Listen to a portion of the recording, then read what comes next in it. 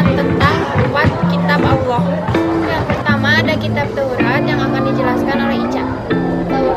Taurat adalah kitab Allah Subhanahu wa taala kepada Nabi Musa alaihissalam untuk kembali kepada umatnya Bani Israel. Yang digunakan dalam kitab Taurat Ibrani. Kitab ini ditulis menggunakan bahasa Ibrani dan diturunkan di Bukit Sinai pada abad ke-15 sebelum Masehi.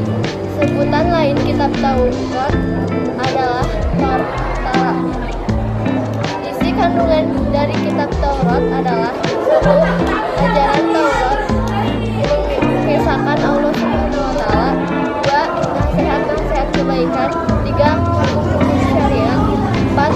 Kisah dan sejarah nabi-nabi terdahulu. Kedua ada kitab Zabur yang akan dijelaskan oleh Delawati. Zabur adalah kitab Allah yang diberikan kepada Nabi Daud alaihissalam, disampaikan kepada umatnya Bani Israel. Bahasa yang digunakan dalam kitab Zabur adalah bahasa Ibrani. Dalam bahasa Ibrani, Zabur disebut hizmah, nyanyian rohani yang dianggap suci. Isi kandungan dari kitab Zabur sebagai berikut. 1. Ajaran tauhid mengisahkan Allah Subhanahu wa taala. 2. Kata-kata hikmah. 3. Nasihat-nasihat kebaikan. Yang ketiga ada kitab Injil yang akan dijelaskan oleh Dina. Injil adalah kitab suci Allah Subhanahu wa taala yang diberikan kepada Nabi Isa alaihi salam pada awal abad ke-1 Masehi sebagai petunjuk cahaya penerang bagi Bani Israel sebagai penyempurnaan Nabi Musa alaihi salam. Kitab Injil ditulis menggunakan bahasa Suryani. Injil juga dapat disebut Bible atau Alkitab.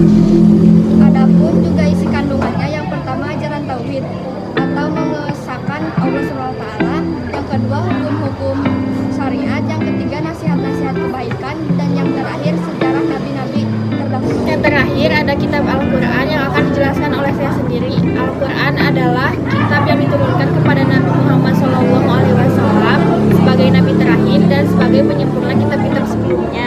Al-Quran pertama kali diturunkan di Gua Hira sebelah utara Mekah pada 17 Ramadan 610 Masehi selama periode Mekah. Pada umumnya ayat Al-Quran yang diturunkan berisi tentang akidah, paham terkait keimanan dan tauhid dasar ajaran agama Islam. Sebagaimana firman Allah dalam surat Al-Maidah ayat 28 yang akan dilanjutkan oleh saudari Yayen.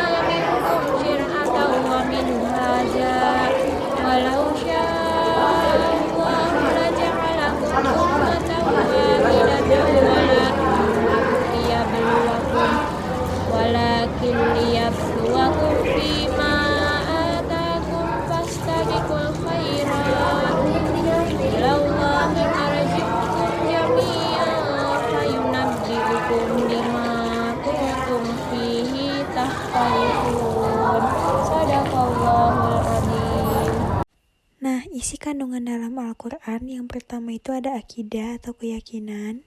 Yang kedua ada syariat atau hukum yang berkaitan dengan ibadah maupun muamalah. Akhlak atau etika yang sesuai dengan ruang lingkupnya. Lalu ada kisah-kisah orang-orang terdahulu. Kemudian masa yang akan datang atau hari akhir. Yang terakhir ada prinsip dan dasar hukum bagi alam semesta terutama umat manusia. Sekian penjelasan mengenai kitab-kitab Al-Quran dari kelompok kami. Mohon maaf apabila ada kesalahan. Terima kasih. Wassalamualaikum warahmatullahi wabarakatuh.